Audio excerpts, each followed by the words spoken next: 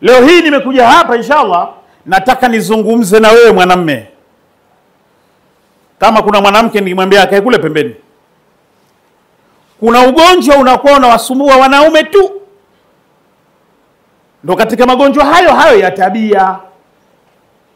Naomba kama kuna wanaume wengine huko nje, naomba waingie ndani kidogo, kwa sababu ni ugonjwa hatari sana. Ambao ugonjwa huu kwa kuwa unakuwa hujui, basi unaweza kukuletea madhara makubwa mpaka unaufahamu, tunaita kwamba is too late. Inakuwa tayari kushachelewa. Kufa tutakufa, lakini maumivu unayoyapata kupitia huo ugonjwa ni bora tupeane tahadhari kabisa, uchukue hatua kabla hujakupata. Lakini wengi wetu tunao ama katika hatua ya mwanzo au hatua ya pili ama hatua ya tatu. Mwenyezi Mungu Subhanahu wa Ta'ala alivyosema, walaqad karamna bani adama wa hamalnahu fil bahri wal bahri wa razaqnahu min at-tayyibati wa fadhalnahum ala kathiri mimman halakna tafdhila. Tumemtukuza mwanadamu katika utukufu ulio mkubwa kabisa, tukampa vyombo vya kupanda baharini na ardhini, na tukampa vyakula miongoni mwa vyakula vizuri, na tukamfadhilisha kuliko wengi tuliowapa hizo fadhila.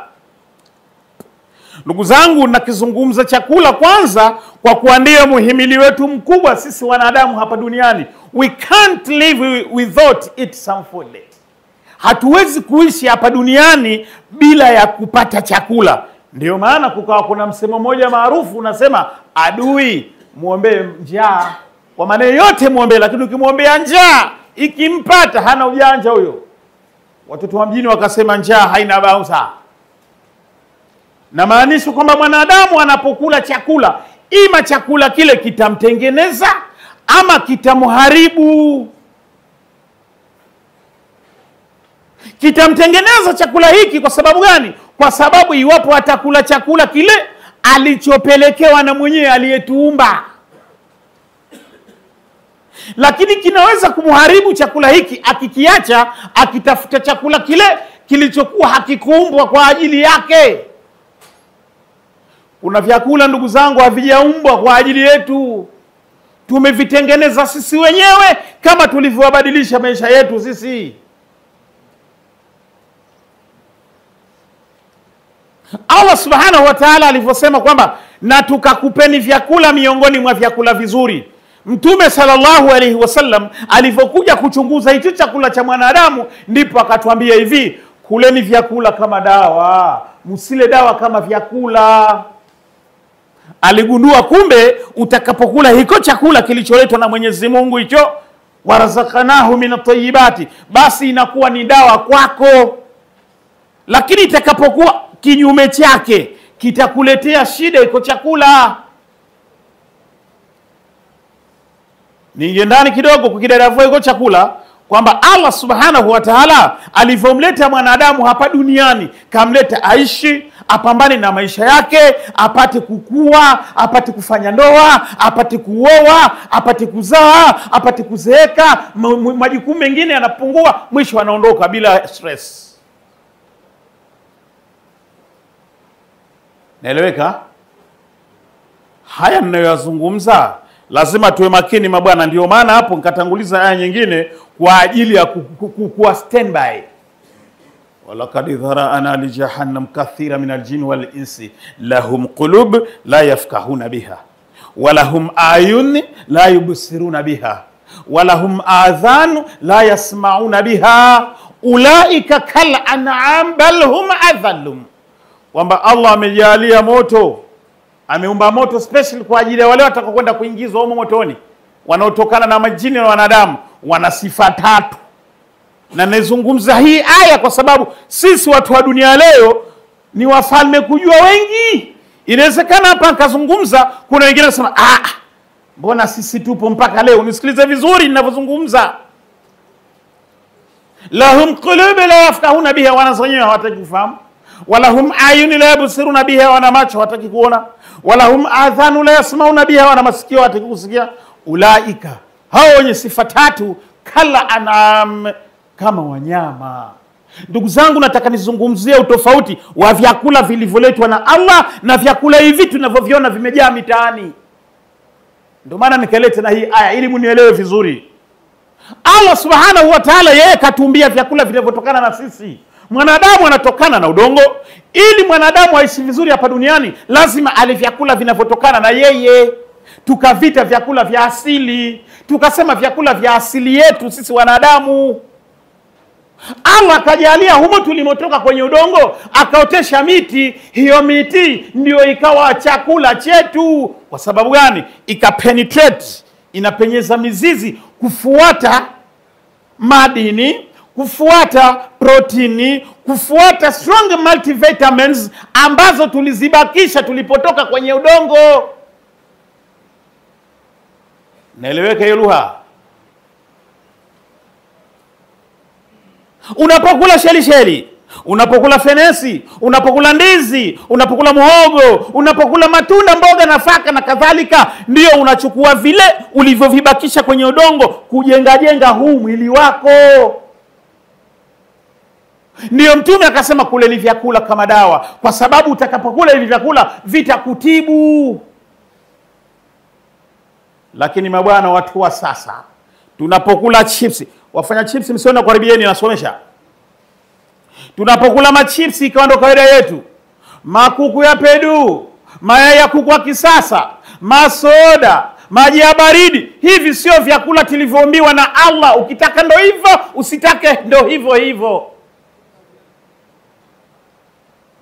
Peponi hakuna chipsi, peponi hakuna pilau, peponi hakuna biriani. Kama kuna mtu ana aya au hadithi atuambie, bwana biriani ziko, soda ziko peponi. Vyakula vya peponi ni vile alivyoletewa Maryam. Alivyoulizwa na baba yake, unavipata wapi hivi wewe? Tuliona ni vyakula gani? Matunda, mboga, nafaka ambazo ndizo zinazo asili yetu. Na baadhi ya matunda hayo pia yana maumbile ya viungo vyetu. Ukiangalia harage imefanana na figo. Ukiliangalia hili mnaitaje? Parachichi limefanana na mfuko wa kizazi cha mama. Ndio maana hata likipea lazima lifike miezi 9 kama anavyopea mtoto katika tumbo. Angalia kitunguu kimefanyana na jicho. Angalia carrot imefanyana na jicho. Leo sijui. Na baadhi ya matunda mengi ambayo tunayaona labda imekuja by emergency tu. Lakini unapokula vyakula vya asili, ndipo mwili wako unaporutubika na kuendelea kuishi vizuri. Hata ikifika siku yako ya kufa, unakufa sio kwa matatizo kama tunavyokufa sisi siku hizi. Mtu anakufa ana pressure, ana sukari, ana maradhi ya moyo, kesha feli figo, kesha katwa miguu, macho haoni. Inna lillahi. Kwa sababu hatukuvifanya vyakula vyetu kuwa ni dawa. Unapokula vyakula hivi vya kisasa, unazalisha hydrochloric acid nyingi na kusababisha matatizo ambayo tutaona hapo mbele kidogo. Hydrochloric acid inapokuwa nyingi inamaanisha nini? Ukila chips, ukinywa soda, ukinywa kuku wa pedu, ukila kuku wa kisasa, unanielewa? Ukila ice cream, ukila chocolate, acid unayozalisha kwenye tumbo lako nyingi inakwenda kufanya damu kuwa mzito. Damu ikiwa mzito, mishipa membamba inasinyaa. Mishipa membamba ikisinyaa, inaumiza viungo vya ndani vinavyofanya kazi. Mishipa yako membamba ikicollapse, ndipo tunapopata matatizo ya moyo. Moyo unakuwa haupokee damu inavyotakiwa. Mishipa membamba ikicollapse, tunapata matatizo ya figo. Figo hazipokee damu zinazotakiwa. Mishipa membamba ikicollapse, tunapata tatizo la ini. Ndipo inapokuwa tunapata matatizo ya ini. Lakini mishipa membamba ikicollapse, ndipo tunapopata tatizo la tenzi dume. Unanielewa? Wengi tenzi dume hawajui. Tutajua tu kwamba ini liko hapa, moyo uko huku, figo ziko humu. Tenzi dume iko wapi? Mabwana, yuko anajua tenzi dume iko wapi? Ikiitwa tenzi dume, haikuitwa tenzi mwanamke. Tenzi dume ni kiungo ambacho kafungwa nacho mwanadamu. Kiungo ambacho kazi yake kutengeneza shahawa. Kiungo ambacho kazi yake kutengeneza tendo la ndoa, kupata nguvu za kiume, kutengeneza progesterone ambayo inakwenda kusimamisha uume. Kiko wapi? Kiko chini ya kibofu cha mkojo, na maanisha hapa. Mabwana, mnanielewa? Wewe mwanamume elewa kwamba chini ya kibofu chako cha mkojo, kama hiki ni kibofu cha mkojo, hapa chini ndipo pamefungwa tenzi dume. Hiyo tenzi dume ndipo ulipopita mrija wa mkojo. Lakini iko mbele ya kibofu cha kinyesi, kinaitwa rectum. Watakao bahatika leo hapa tutakuwepo mpaka muda wote, tutafunga mashine zetu kupimana bure.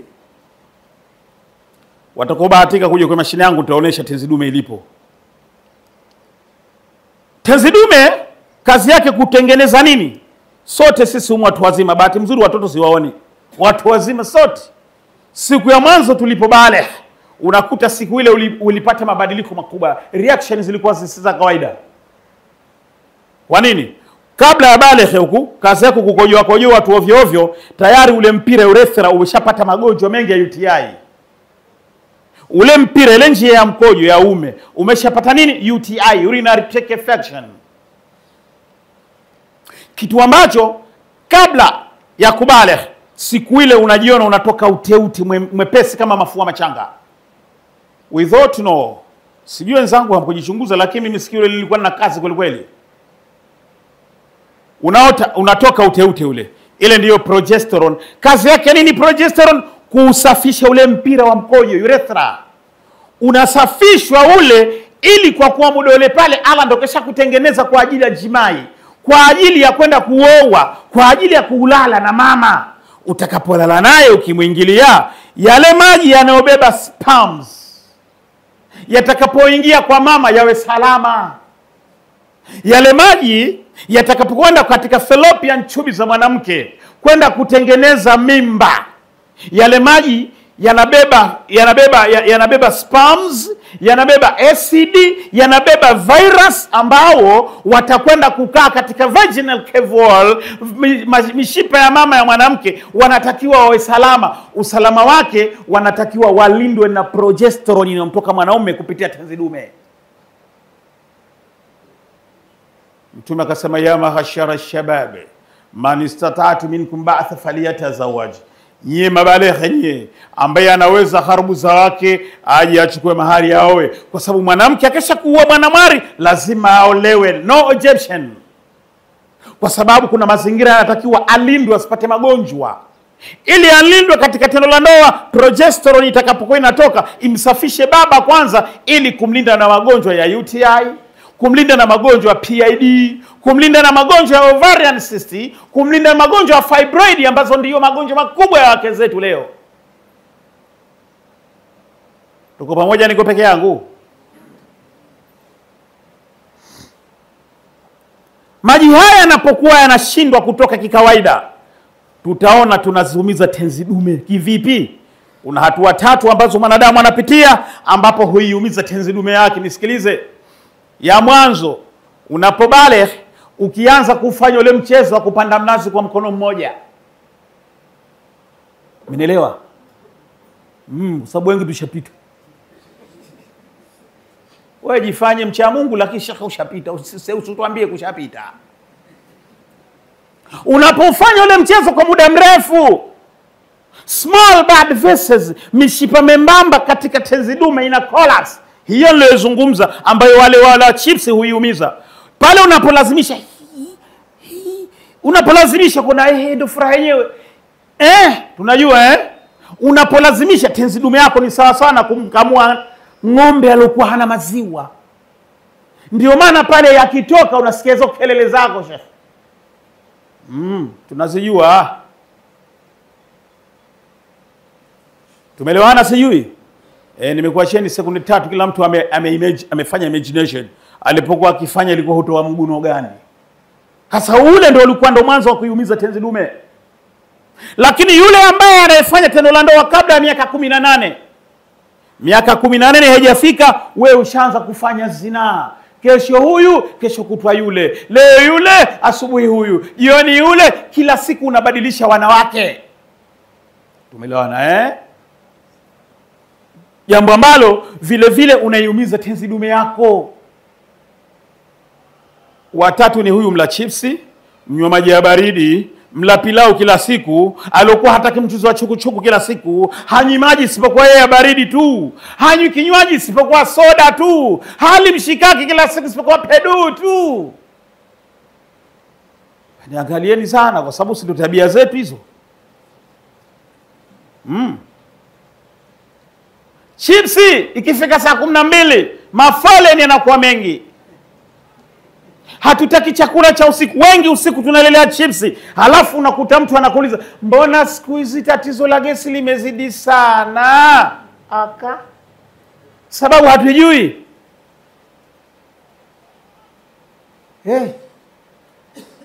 Unapoiumiza tenzi dume yako katika staili hii hapa hii, ndipo tendo la ndoa linapotea, sio kupungua, linapotea kabisa. Tenzi dume kesha kuwa imeumia kupitia hizi njia 3.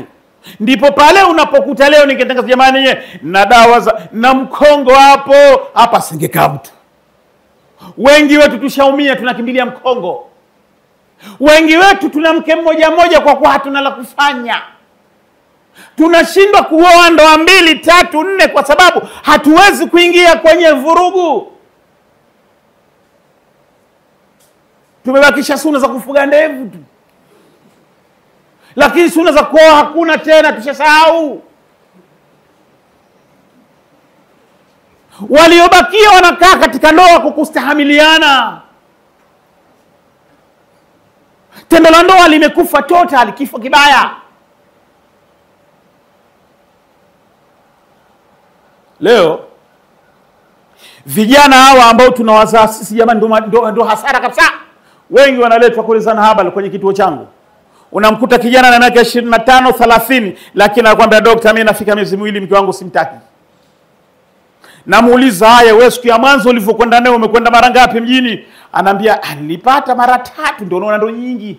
Wakati vidume tulikuwa tunatembea kwenye spidi 9, 8. Si peke yangu, wako hao. Na wengine mpaka leo bado wako sawa. Una miaka 50 lakini unatembea Vespa, unabadilisha gia 3, 4, unamaliza kisani cha Vespa. Lakini utakapona kwamba wewe unakwenda mjini kwa gia hiyo namba 1, unarudia hiyo namba 1, jua tenzi dume yako ishaanza kuwa nini? Unaelewa? Vipi utajua kama ishaumia? Utajua vipi? Nisikilize, nakuja sasa. Jifanyie mwenyewe sasa check up mwili wako. Utajua mimi nishaumia tenzi dume. Na ndio maana siku hizi kwenye vurugu siwezi. Nikiona vidogo kidogo naambia, mimi siwezi bwana, unakaa kitako kabisa. Pakipigwa mabomu wewe huyo una lefti. Mnanielewa sijui? Yaani shekhe, ukiona watu wamepaka aina tu nyumbani kinakudunda. Ukiona leo watu piko kidogo, unajua hawa hawana salama. Unasema leo kuliletwa magunia mbatata kereko, kwa kweli zinikaa kweli, kumbe muongo. Unaogopa, hapa nikiingia hapa mimi nitachezea matusi. Maana wana matusi hivyo. Wallahi thumma wallahi, juzi kaja baba anasema ili jambo yeye ana miaka 4 kesha lisahau. Siku hiyo akasema atanie. Ilo tusi alopigwa, alilia pale katika kiti changu. Alitukana tusi baya sana. Akaanalia mbele yangu, anatukana tucheza watoto 6. Sasa usitokane kwa sababu gani? Yule hajajia story. Hatujawachukua kwa story hawa jamani. Mtu anasema wewe mpate kuzaliana, mpate kwa wengi siku ya kiyama, nijipate kufarisha. Nanielewa sijui? Leo tendo la ndoa limekufa kwa sababu hizi 3 nilizosema, lakini kubwa hii mitindo ya kula vyakula na manywaji yaliyokuwa hayana faida. Mwanaume akilala ama binadamu akilala, mapigo ya moyo pulse zinashuka. Dakika moja wewe unapigwa mapigo 75. Saa moja unapiga mapigo 45,000. Unapolala mapigo yanashuka, dakika moja yanafika mpaka mapigo 40. Ndio maana hata pumzi zinakuwa za kuhesabu. Lakini ukiamka pale muamko unakuja juu, ukiamka damu inatembea mwili mzima, ikitembea damu mwili mzima kuna kiungo kimoja hicho hakichezewi. Unanielewa? Wewe hata ukimchukua mjukuu wako ukifanya hebu lete tumbako kidogo, anafurahia ukimfanyia tumbako. Umeelewa? Kwa sababu hisia anazozipata kule kwenye ugoro inakuwa si za kawaida. Tayari? Kwa hivyo unapoamka wewe, lazima kiungo hicho lazima nacho kiamke. Umeelewa? Mnanifahamu? Sasa utakapokwenda msalani kabla kuja msikitini hapa alfajiri, lazima inakuwa vipi? Inakuwa umechangamka, si ndio? Hapa ndo mwanzo ndo unapoanzia. Utakapoona umeenda msalani kwenda kujisaidia haja ndogo yako natakiwa ianguke hapa. Umeona bakora yangu hii? Mmeiona iwe hivi. Unaumwaga hapa jamani hapo. Lakini shekhe wangu ukiona unaumwaga kwenye miguu sema wala dhalin. Umeelewa Unamkuta mtu anakwenda kujisaidia lakini mkojo unamwagikia kwenye miguu bila kufahamu. Hii si kawaida mabwana. Ukiona hivyo chukua hatua. Ndio hilo linalokuumiza. Small blood vessels, mishipa membamba kwenye tezi dume zimecollapse. Na kama zimecollapse, mishipa ile ambayo inatakiwa ukiamka damu ifike katika hadi kwenye ume inakuwa haifiki. Inapokuwa haifiki, jamaa anakuwa mnyonge. Unaelewa Kuna mmoja anambia daktari, bwana mimi angalau watu wanaangusha kwenye miguu. Anaambia bwana mimi wangu nakuja huku nyuma. Inna lillahi. Umeona tunavyoumia. Lakini hapa katika hizi hatua za mwanzo, hii fast ya mwanzo hii, usiku huo unakuwa hulali. Kila wakati umeenda msalani, unarudi. Mara huo unarudi. Mara huo kwa sababu gani? Tayari vile kwamba inanenepa ile mishipa membamba imekufa, imenenepa tezi dume, inaubana ule mpira. Ikiubana kule juu ya ule mpira, kule ndani kwenye kibofu cha mkojo, kwenye rectum, kwenye bladder, kunakuwa kuko wazi. Inavyotakiwa kufunge, hata uwe na mkojo lita 2 usimwagike. Kwa mfano hapa mimi ninao, tangia nilikuwa nataka nifike hapa mapema lakini ndo foleni. Lakini najua hapa mimi naweza kujizuia muda wote. Lakini mwingine hawezi kuzuia kwa sababu kule juu kunakuwa kuko wazi, mkojo ukitoka kwenye figo unatembea moja kwa moja katika nini? Katika kibofu. Hapo huwezi tena kuzuia. Kwa maana wengi wetu tunajikuta tunakaa foleni, tena tunagombana msikitini haraka kwa sababu mikojo inataka kutoka. Hii ni stage ya mwanzo. Lakini stage ya pili, utakapokwenda msalani kujisaidia, wakati unatoka ule zinatoka nje hizi. Sasa wewe ona hiyo hapo, alafu sema sisha kojoa. Unakojoa lakini inatoka mikojo miwili hali ya kwamba tundu yenyewe moja. Hawamo humu. Hawamo. Wewe tundu moja lakini mikojo miwili. Tayari tezi dume yako ishaanza kubana mpira wa mkojo, imebana katikati, imebakisha njia nyembamba huku na njia nyembamba huku. Ndio maana unaona inatoka miwili. Tumeelewana? Hii ni hatua gani? Ya pili, ambayo ni mbaya. Lakini hatua nyingine katika hapa hatua ya pili hapa, unaweza ukaenda unataka kukojoa lakini unahisi sababu mkojo una mwingi. Lakini katika ukojoa ikaanza drop, top. Halafu halafu unakata. Unaelewa? Ukisha kukata hapo unajiona kama nishakusha, lakini ukisema unatoka unarudia tena ndio unamalizika. Lakini hatua ya tatu ambayo ndio hii inapiga makelele jamani, isije katufika, tuchukweni hatua za haraka hapa mwanzo, isije katufika. Hatua gani? Wakati wa mambo yetu tayari, wakati ndo tayari pale unapiga mzigo. Tayari wageni wanakuja.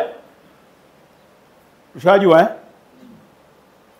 Maana Mnyamwezi alikuwa kama wao Mnyamwezi watani wangu na watania. Alikuja akapiga kelele pale, Fatuma, wageni wanakuja hao. Alitahiriwa. Kwa sababu nakuwa kuna hisia tofauti ukitahiriwa na unafanya vile vile. Alikuja akapiga kelele mpaka nje watu wakasikia.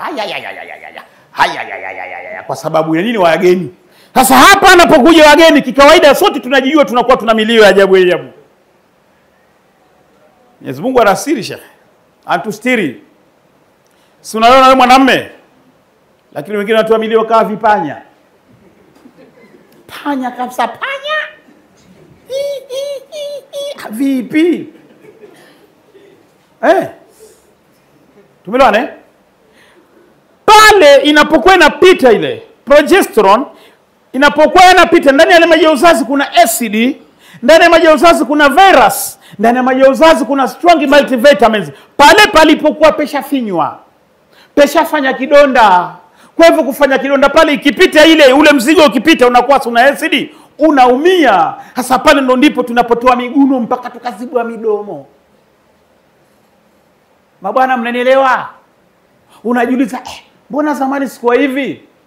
Lakini jiangalie wakati huu, kuna kesi tunazipokea kwa kina mama, anakuambia dokta, mimi nikimaliza tendo la ndoa najiona na damu, natoka damu. Tunaona labda kama wao ndio wanaotoka damu. Kumbe mwanaume ambaye ana tenzi dume iliyokuwa ishafikia katika hatua ya stage 3, wakati wa kufanya ejaculation, wakati wa kupiz, wa kumwaga yale maji, inakwenda kuchuna acid na kumtoa damu pale.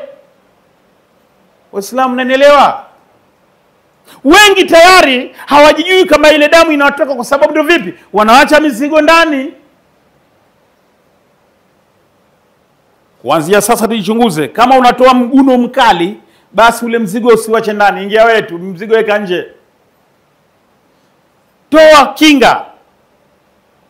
Hali hii inapofikia katika hatua hii, ndiyo tunapoita prostate cancer. Hatua ya kansa inakuwa ishaanza. Lakini mbaya zaidi, pamoja na kwamba hatua ya kansa ndio inaanza dalili zake, hapa ndipo mpira unapokuwa katika hatari ya kufungwa. Urethra inabanwa na tenzi dume. Urethra ikibanwa na tenzi dume inakuwaje? Mkojo toka sitaki. Mkojo toka sitaki. Ndugu zangu, sisi wanadamu tulivyoumbwa, ikifika pahali kama kuna uchafu, ikiwa kinyesi, ikiwa haja ndogo, lazima itoke. Ikisema inabakia kwa muda kadhaa.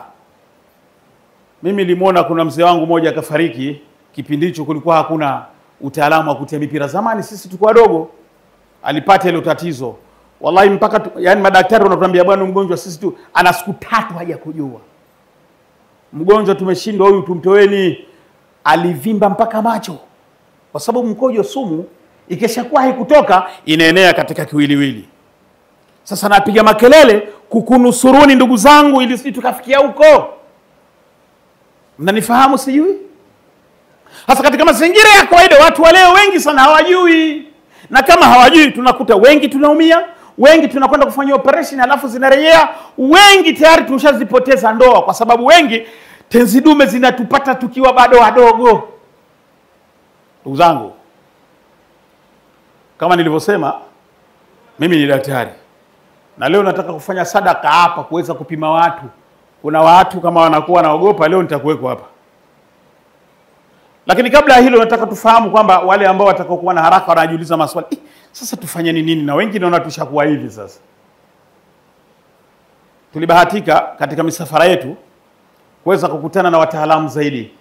Tulivyokutana na wataalamu zaidi, wakatuonesha dawa ama tiba ama precaution ya tezi dume. Wenzetu, hususan wenzetu wa wasiri hawa, wameshapiga hatua nzuri sana, kwa sababu hili ni tendo ambalo linabeba Uislamu wenyewe. Bila ya kuzaliana Uislamu hauenei. Na ndio maana wa Palestina wana somo maalumu. Mtu lazima kwanza awe na wake 4, asibakie mwanamke yote kipalestina we hana mume. Hilo hamlijui. Kwa hivyo wanawake wanaolewa kweli kweli. Halafu watu wazae sana, kwa sababu wanajua sisi kila tukizaa wengi tunauliwa.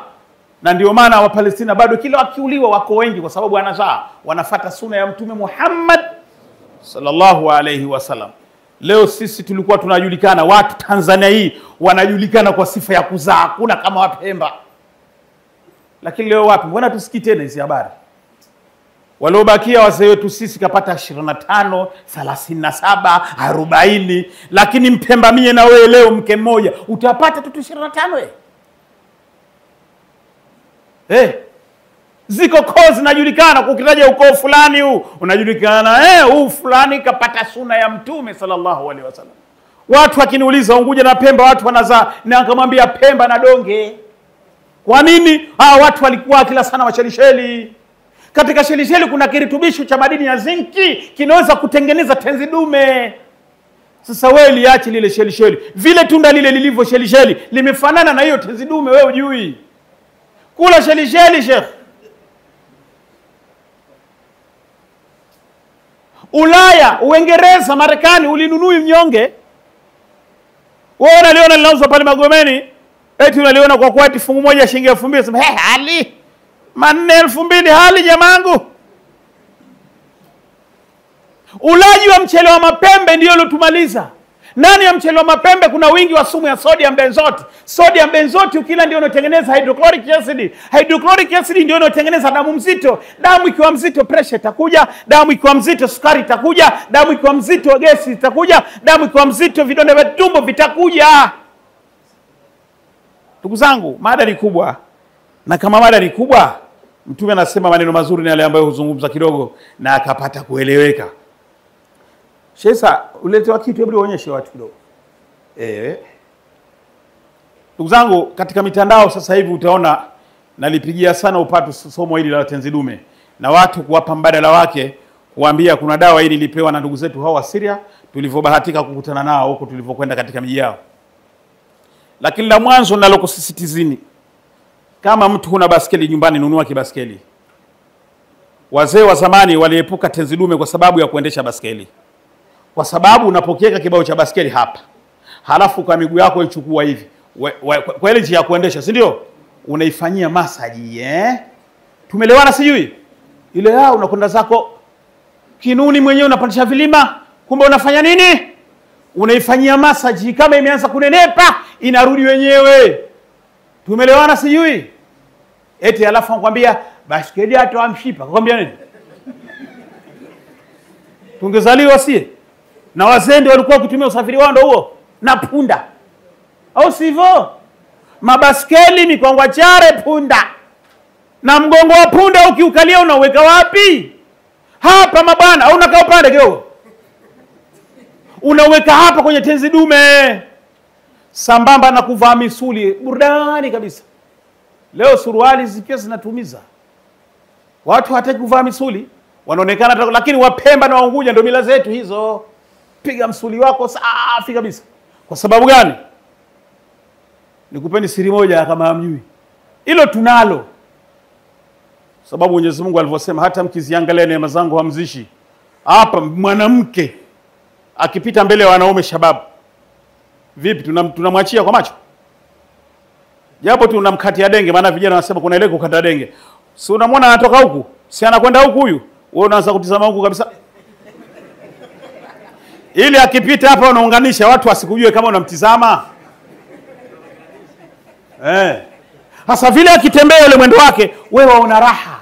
Ndio unauliza vipi ana mume? Si ndio sababu zetu hizo tunazopata kuolea? Vipi kwa wapi? Mtoto wa nani yule? Si ndio? Umeona vitu katika mwili wake, neema za Allah umeziona. Ulivyoziona ukapata nini burudani? Na nikwambieni na wanawake na wao, ukivaa msuli ile wakiona mambo hivi, kulia, kushoto, wao wanasema vipi? Anakaa wapi yule? Engenioamie.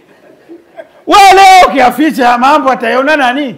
Si matusi kuvaa msuli na viungo vikiwa vinacheza cheza, vinakuwa transparent, hakuna shida. Tumelewana? Mnanifahamu? Tuvaeni misuli, tuvaeni kanzu. Huku kuwe free kabisa. Kama unafahamu mbuzi dume. Sheikh Amera anajua mbuzi wanaume wale wakienda mbio weka wapi mizigo yao. Mbuzi akienda mbio hupenyeza hapa kauachia kwa nyuma. Si tumeelewana? Na mbuzi huja kusikia hata moja, mbuzi wa siku hizi hawazai. Kwa sababu viungo vyao viko vipi? Viko free. Sisi tunavaa maboxer, tunavaa nguo za kubana na vizungumza kila siku katika radio, vitu ambavyo vimesababisha kubadilika maisha yetu na kizazi kupotea, tendo la ndoa kupotea. Ni hivyo mabwana. Hii inaitwa zawadi ya Shamu. Zawadi ya Shamu hii manake mpaka nimechoka kuongea siku imekuwa inanipa mitihani, kwa sababu inapoletwa inakuwa inaitwa kidogo. Nikesha kuwa sina nasema simu. Hii nimepokea jana, mzigo nimepokea jana saa 12. Lakini hapo saa 12 karibu robo 3 shatoka kumbakia robo tu, kwa nilisema nitakuja hapa. Zawadi ya Shamu ndugu yangu si dawa ya nguvu za kiume, isipokuwa ni dawa ya kuimarisha tenzi dume. Kama umekaa miaka 4, miaka 3, leo ichukue, mwambie leo nitaswalia insha ndani. Tumeelewana? Ichukue hii zawadi ya Shamu. Usichoke tumia hapa. Ukienda kunywa supu haifai. Ukifika nyumbani muda wa kupumzika, weka katika chupa yako ya maji ya moto au glasi maji ya moto, koroga, alafu kunywa. Ndani ya dakika 5. Kama ulikuwa umelisahau ile jambo, inshallah Allah atakuletea furaha. waliokuwa na dalili za mwanzo za tenzi dume, hii hapa tiba yake. Waliopoteza hisia, hii tiba yake. Huu ni mti ambao unaitwa beetroot. Wengi tunaofahamu, una sifa nyingi, wenzetu wameutengeneza na kuimarisha. Ni mzuri sana. Lakini kama unahisi hujawemo katika ndoa, usichukue. Unahisi mkeo ana dharura, ichukue, lakini yake akiba, usiitumie kama na dharura. Utashindwa kulala. Tumeelewana eh? Wale ambao wana zile dalili namba 2 na namba 3, wao lazima niwapime na niweze kuona ukubwa wake, ndio niwape. Usije ukaichukua hii kama una tatizo la kuganda mkojo.